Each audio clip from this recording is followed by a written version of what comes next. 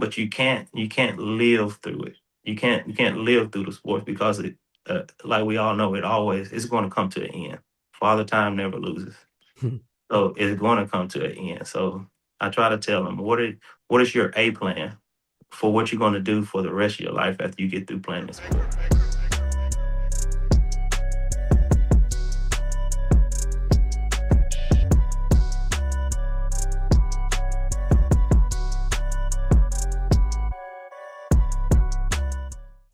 Welcome back to Coats and Conversation. I'm your host, Kendra Coates, a therapist for couples and athletes in the state of Illinois, and also an athlete mental health advisor for the Illinois High School Association.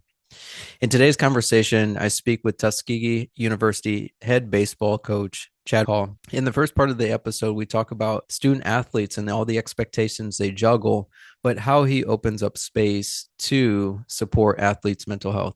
In the middle part of this episode, we talk about how he's intentional about creating a space where athletes can feel comfortable enough to talk about mental health, in addition to what he wishes a lot of student athletes at the college level understood about identity and self-worth. And then in the last part of this episode, we talk a little bit about some of the things that he would like to see change in the college sports space. I hope you enjoyed this episode as much as I did having it, and be sure to like and subscribe to Coats and Conversation on all podcasting platforms to be the first to catch new episodes. Coach, I appreciate you coming on to Coats and Conversation. I know we been talking about this, getting you on here, and actually, our barber Mark got us linked up. So, Yes, shout out to yes, Mark for getting us linked up for this podcast episode. Pedro. You're in the space of coaching college athletes, which comes with a lot of things: responsibilities, performance, mentoring, all of those things.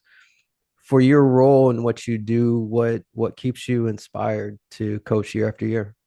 For me, it's what keeps me just being honest is prayer, man. And that prayer is knowing that the journey is led by a savior. And with that, I know each year that if he puts me in that place and he allows me to continue to be wherever he placed me, then my obedience, me being obedient is everything to me coaching. And that drives me to know that I am doing this for these young men right before they get ready for the real world. So I take pride in making sure that I do my job. That real world hits, and when it does, it can be something else. Yes, yes. The, was did you always have interest or a passion to one day when you were younger to one day become a coach? I did, and it's funny. It's funny that you asked that because I actually was thinking I was going to be a basketball coach, but that didn't work out. Yeah. You know, that wasn't God's plan. So I really because I like basketball. I grew up around it. And I thought I was going to be a basketball coach, but like I said, the journey, man, Mhm. the journey, and staying true to the journey, it led me here. Basketball and baseball, much different, of course. You got more of the elements that you have to deal with in baseball than you do basketball. When you were thinking about this journey that you've been on to become a college coach, there's a lot of things that come with this. In some cases, and I can say this from my own prior experience of being a coach, mentorship, being that father figure for a lot of these young men, being in a position of leading young men to being boys to men. Athletes juggle a lot of different things, the expectations of school, life, family, etc. How do you balance all of this with their performance and expectations and supporting their mental well-being? First thing I try to bring up when in our meeting is priorities, getting your priorities correct. If you have your priorities correct, I'm not gonna say things gonna be easy, but you have a guide. So by having that guide, you're able to help you with understanding what needs to be done. So having your priorities, and we tend to think that all these young men they know what their priorities, they know how to set their priorities, but everybody is not brought up in the same community, home, and etc. So you have to be I have to be very strategic in making sure that I make sure that they have their priorities. How is that influence just how you've looked at just athlete mental health in addition to their priorities? Well, what it does is it allowed them to relieve a little stress that may come. Like, hey, do I do this or do I do that? Just the unknown, because we both know with the unknown comes a little stress, and with a little stress comes a little tug at your mental health. Mm-hmm. um Anxiety, all that stuff kind of flows in when you're in the unknown. So when you know where you're supposed to be, you know what you're supposed to be doing, it kind of helps with a lot of things, especially with school. If I know I have practice at this time, I know I'm supposed to be doing this, I can schedule when I eat, I can schedule when it's time for me to study, I can make sure that those things are done. It's not as stressful as, oh dang, I'm late for this, I'm late for that, and tends to kind of run into that mental health because it kind of, snowballs on you, Mm-hmm. especially for my freshmen. I bet it hits them. Yes, yes, it's very important for those freshmen because it's a new environment, first time out of their parents' house. Me making sure that I preach priorities. It sometimes some of them get it, some of them don't, and it's just trying to help them. I think that's part of being a college athlete and having structure. Because as you mentioned, like with some of the freshmen that come in, I think in high school sports, you have a little bit more runway, a little bit more guidance where coaches are maybe more involved with, hey, did you get this done? Hey, did you get that done? Hey, did you do this? Where in college, it's like you're now moving into that phase of being an adult and coaches can't always be there. Are you making the right decisions? Are you, like you said, are you where you're supposed to be? And if not, what do we need to do to make sure this tighten this up so that you can be on the field and perform at your highest level? Earlier in your career, has your mindset shifted as far as how you approach navigating athletes and guiding them into not only how to have better mental health, but also how they structure their priorities? Yes, yes, yes. Early in my career, I was a no hold bar. Hey, let's get it done. We have to win. But the saying, winning has a cost. And I don't want that cost to be a young man's mental health because after they play this game, once they leave it, they have the rest of their life ahead of them. So I had to make that adjustment. I'm pretty sure a lot of coaches has had to make an adjustment just because that's the name of the game. Nothing stays the same. And with that, it's just leading these guys into the right direction. It has changed I ain't gonna say a lot, but it's changed toward the best because I've gotten to a point where, hey, you have to make sure these young men are mentally in the right place. So you have to, just as I set up physical workouts, you have to put them in mental workout as well. It's very important. At your level, have you seen any impact with responsibilities, expectations as it relates to NIL? So we don't have to really navigate. We're more so, a lot of my guys are academic and they're coming to Tuskegee because they know and what Tuskegee can do in order for them to get with their education, and what that education provides. But we don't deal with the NIL a lot. We don't. But I'm pretty sure there are a lot of stressors because there's so many avenues that comes when it comes to handling money and having to deal with that stuff because with some of those guys, they getting those big contracts and now they become, as we heard, the head of household when Mhm. contracts and they're 18, 17, 18. If they don't have the right people around them, then that tends to turn into something that's not good for them. And guess what it goes into? It goes into their mental health. And now we're talking about other stuff as well. I'm glad you brought that up. From my perspective, just in our community, sometimes from a societal standpoint, it's, in order for us to get out, we got to be athletes, entertainers, performers, etc. Which you sometimes see that in professional sports. It's like the whole identity is wrapped around just being an athlete, and that's it. And then going to your point of being the head of the household, okay, I might be getting, I know your athletes don't deal with it, but other athletes, hey, I'm getting this NIL money and mom, dad needs light bill paid, need some groceries. I got cousins reaching out to me, hey, can you make this car payment, etc. when you are working with a lot of your athletes, do you see some of this come up to where this idea or this belief that in order to make it, it's sports or nothing else outside of that? At Tuskegee, I see it very little, but I have seen it. They kind of lose their identity in the sport and not really paying attention to what this education is going to do. And this education is the marathon.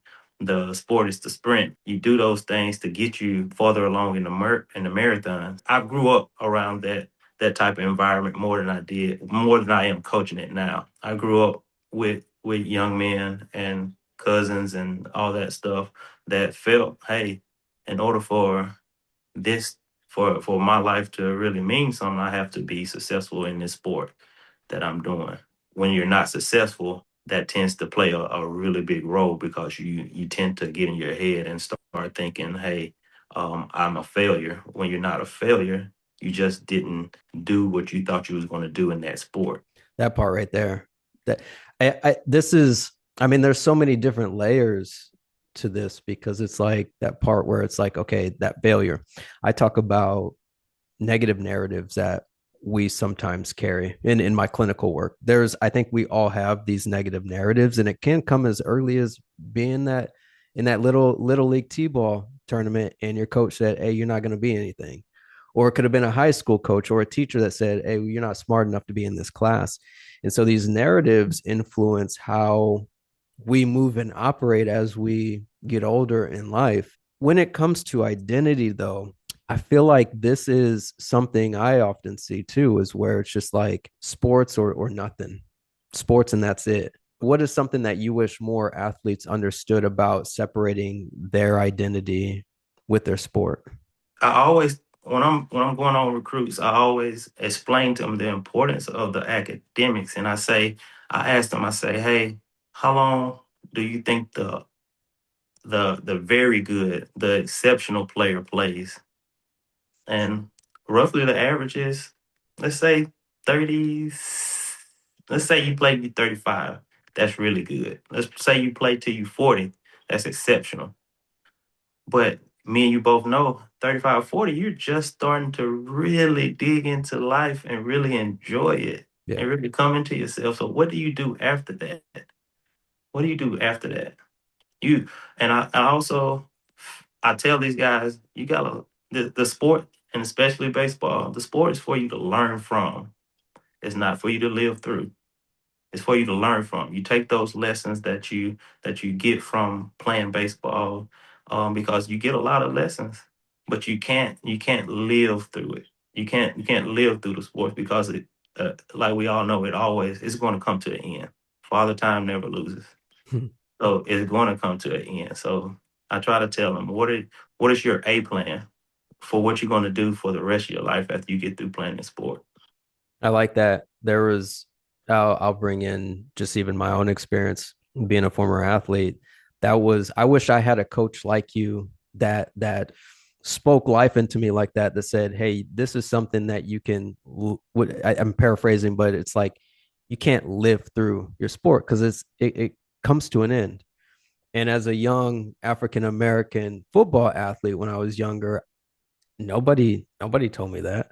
Hell, I thought I was going to the league at 5'8" and 5'8", like 5'8". I really thought I was going to the league at being a running back. And there was just like, nah, that wasn't even happening. But it was like this thought that that was the only way that I could get some of the validation. And I'm sure maybe in your experiences, you see many of these young athletes, or even in your past, where that was the only validation that they were getting was through the sport. How did you see those athletes navigate those situations when the only place they were getting validation was through the sport? Well, that's what they fed on. They fed on that sport. That's what they and what happens is they submerge themselves with training. Let me train for this sport. You put everything toward that sport. So when you everything, put all your eggs in one basket, and then it actually comes to an end. Now, what am I doing? What do I turn to? I turn to my mental health starts to to break down a little bit, and then I turned into whatever drugs, alcohol, and then that tends to turn on them. But it's that, like we said, it's so many tentacles with that subject, because as parents we play a large role on that. We put them in sports early. We praise them. We praise them. And I always try to check myself. Do I praise my son more for when he bring in good grades, or do I praise him more after he get off the baseball field, Mm. or when he get off and get done doing something related with sports? Do I sit down and get it as excited as when he's out there training, as the same as when he's reading a book? So as parents, we play a large role in that as well. And some parents try to live through their young athletes, Yeah. and that plays a part too. So I'm sure you see some of that when you're at your son's sporting events where you're just like, you know, I think most parents are well-meaning, like they want the best for their kids, but I think yes, sometimes when you have parents who are vicariously living through their own athlete, sometimes they don't even see it. Like no, it's just like, you see parents cutting up at these tournaments and you're just like, man, like is would you do that at work? Like would you do that at work if your boss came to you and you started cutting up like some of the parents who are arguing with refs and all of these things? And it's like sports can be an important piece, in my opinion, for young athletes, but I don't think it's so important where parents should be, cutting up at games and your son or daughter's in fourth grade t-ball or basketball or whatever. um, they not going pro right there. They're not going pro from T-ball. right, exactly. Which I think we talked about this, but I want to bring this up. When I mentioned when I lived in Texas and there was I want to say it was like a 5U, 6U T-ball championship in Houston, and just the money grab that was pulling in, and it's cool, it's great to give some of these young athletes experiences, but at what point have we gone overboard with how we're viewing sports? Can you speak a little bit on that, like just as far as your evolution as a coach, and like what are some of the things that you've seen where you're just like, hey, maybe we could shift our mindset or how we approach sports so that the athletes well-being is the center, and it's not just the sport.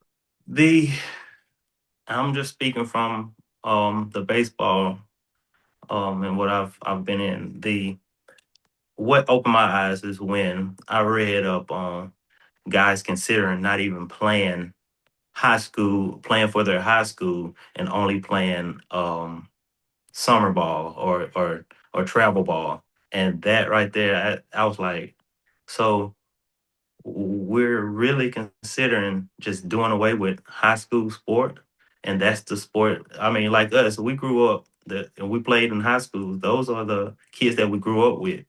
That's what we came up playing with, and we're considering not doing that. And what that does is you get into these travel teams, and then the kid, I hate to say it, but they don't have an identity because they're playing for so many different teams.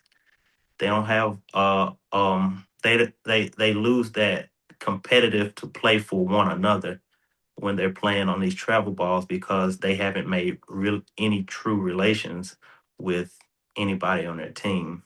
Then the money grab that goes into it, it keeps feeding the energy. I mean, it keeps feeding the engine. Um, and that engine is more money, more tournaments, more Mm-hmm. tournaments, more money. Because is kids are going to play baseball. Kids is going to be a lot of kids that play baseball, and they it's a lot of money that's being made from I mean from these travel baseball, because you got it all year round. And me and my wife always talk about, hey, if they're always playing, when do they ever have time to train? So you got these guys playing, yes, indeed, yes, you do need to play, but they do have to master their skills. Mm-hmm. So you're always getting just a shell of what that kid could possibly be. So sometimes you do have to step away. Sometimes use this analogy. Hey, God rested. He rested on that seventh day too. So, but yeah. I think about that. It's like even with like your car, like you gotta stop and pull over. You going on a long trip, cross country trip, you gotta stop, pull over multiple times, get out, stretch your legs, get gas, get some drink, etc. So it's like the fact that we have kids sometimes believing that they have to play every single weekend, every single day without resting, recovery, all of these things. It's like at some point that car breaks down. And then you got a bigger issue with going back to identity. Well, all my identity is wrapped up in this sport. I can't play now. So then what do I do? I'm not getting that validation. It's like this dangerous cycle of going back to that mental health piece of things. Is like, if we're not giving young athletes more to think about than just their sport, are we truly setting them up for long-term success? And I think how we see some of the things playing out today, I don't think we are always setting them up for long-term success, because there's so much money wrapped into this. And it's like it's almost, I want to say, I had somebody on my podcast I think it was a few episodes ago, and she was talking about, I don't know if we can even reel any of this back in at this point. It's Like gonna be really hard. it Really hard. right, exactly, because so many people are invested in it. And yeah, it'll be interesting to see what sports are like in just even 3 years from now, 5 years from now. um we've talked a lot about just the athlete part of things. I want to switch gears and bring in that coach piece of things, because we sometimes forget about all of the things coaches have to do. Some of the things that fall under coaching. I mean, you looking at, again, parenting, sometimes being the motivator, being that protector, being all of these things. What support do you wish you had as a coach to better support athletes' mental health? I I'm kind of torn because Tuskegee, they provide a lot of services that help us. Um, the NCAA has started to get to a point where they're providing service to help us. The time aspect is the biggest thing. If we Because everything's so compact, not so much on the D1 level, but as a D2 level, everything gets really compact. So we're doing things back to back to back to back, on top of trying to have these guys to be really good student athletes. So on the academic side, we're trying to get all that studies. We're trying to make sure that these guys are training well. The one thing that, I mean, I could ask for, but you only get 24 hours of it, and it's a little bit more time, because I feel like with time, guys tend to start opening up and start actually having conversation, whether it's conversations about academics or athletics or in the sport that they play. So the one thing that I wish I had more time. Wish I had more time with them, but we both know that that that's a hard thing. So I it's that's very hard. But going back to your question with support, I feel like I get my AD gives me extremely a lot of support. He puts me in really good positions. Which is great, because I've heard from other athletes at larger institutions, and it's just kind of like the mental health conversation. I remember one athlete in particular I'm thinking about. This was maybe a couple years ago, and that athlete was telling me, this was a large institution, and they were like, the sports psychologist came to our team my freshman year to give us a talk. That was the last time I saw the sports psychologist. Now, obviously, this is just one athlete. Maybe the resources were there and that athlete was closed off to maybe some of those opportunities. Um, However, I think we are seeing an increase with athletes struggling with mental health because of how many different directions they're pulled in. And the other part of it, you mentioned it earlier, freshmen coming in and just navigating the transition of high school life to college life, and the expectations of performing at a high level consistently and performing at a high level in the classroom. consistently. And that can be hard for a lot of athletes because it's like, whoa, I didn't always get this in high school. Maybe I was top dog on my team and I could have an off game or an off week or an off month, and I was cool. Like Mm-hmm. my spot was secure. College, let that happen too long. We're gonna have to make some changes. And I think you talked about that a little bit Yes, in our phone conversation, where it's just like that's maybe you can speak a little bit on that. Is just as far as how difficult it is for you when you care about so many of these athletes and then the performance isn't where it should be and you have to make those adjustments. that plays on my mental Mm. because you've developed these relationship with these young men. Your your expectations for these young men are very high, and then when they're not able to reach those expectations that you feel that they should be reaching, whether rather it's because of lack of ability or lack of concentration to want to get better, you do have to make a, I hate to say it, but business decision. And business decisions sometimes don't help the mental for on the young men. So those are, you say you have to have the hard conversation, and those hard conversations have to be had up front and letting them know, hey, this is what we have to do. Because at the end of the day, if I keep allowing you to fail and not sit you down and pause you and say, hey, we need to go back to the drawing lab. You need to train a little bit more. We need to find out what it is that's not working. But if I continue to send you out there and continue to fail, then I'm not doing you a service.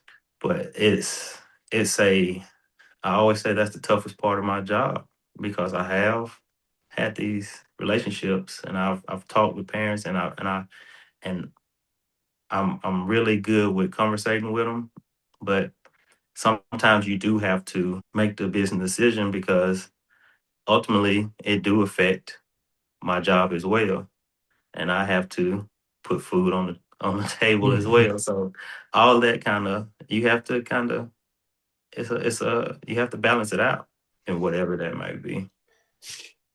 As I continue my work in the athlete mental health space, I think that's one of the things, we spend a lot of time on the athlete, but you said having to make those business decisions, whereas on your mental too, because you build these relationships. And I wish that we would have more conversations around coach mental health, because coaches often are the drivers of the bus, and sometimes they dictate the tone of the team at times.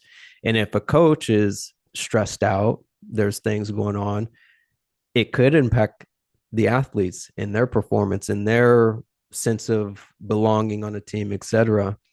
So as we wrap up this conversation, if there was one thing that you could change how college sports currently handle mental health, what would it be and why?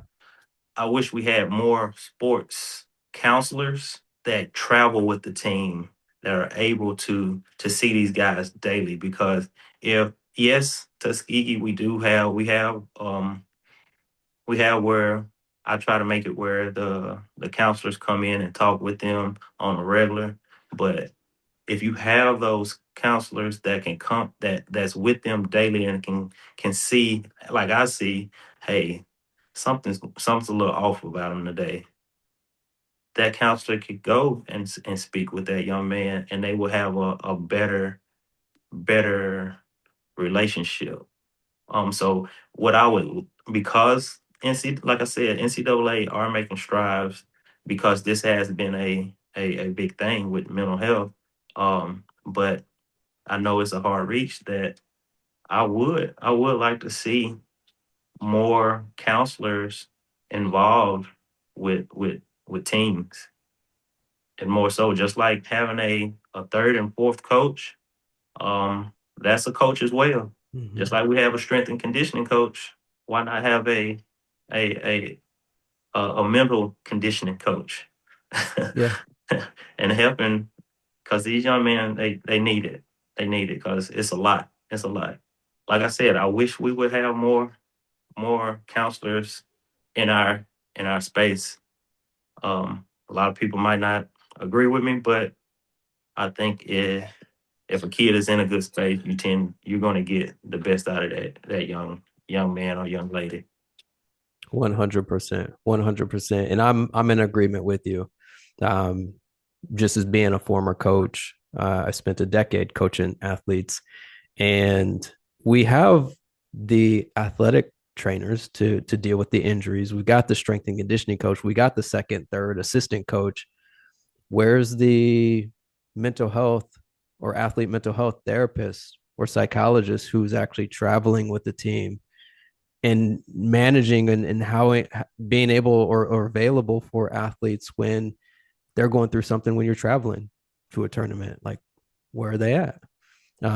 Maybe there's some sports organizations that are doing that, but I'm in agreement with you. I would love to see that as well, because I think there are just so many pressures that so many of these athletes go through. Sometimes they're not saying it to their coaches. Sometimes they're not saying it to their teammates, because there's always that thing that sometimes comes up is, well, if I say this, maybe it makes me look weak. Or maybe growing up, their parents or caretakers didn't talk about mental health because it was a taboo. It was, you got shamed for talking about mental health. But the reality is, when we are mentally sharp, we perform at our best, like, period. If you get a bad night of sleep, okay, maybe you can withhold that or withstand that. But if you get a whole week of sleep, you're not performing at your best, and you might Oh, miss some things. And then, that I mentioned before we got on here, if I miss a night of sleep, I'm grouchy. I don't want to be around anybody. I don't want to talk to anybody. And I'm definitely not performing at my best because my brain's just not firing in all cylinders. So I can go on a tangent on that because I'm so passionate about this, because I've just seen so many athletes, um, who have gone through things that they didn't get the support that they needed. And I was the same way when I was an athlete. I wish there was somebody there where I could talk to them about the anxiety that I was going through before sporting events, because it impacted my performance and it showed up as injuries. So anyhow, I know we're at time. Coach Hall, I definitely appreciate you coming on Coaching Conversation and just sharing your stories, sharing your experiences. If people want to find you, where's the best way they can find you? on Twitter, I'm Uncle Coach Hall. Um, um, Chad Hall on Facebook. But reach me by email, CHALL at Tuskegee.edu. That's the best way to reach me. Cool. I appreciate you, Coach Hall. I appreciate you.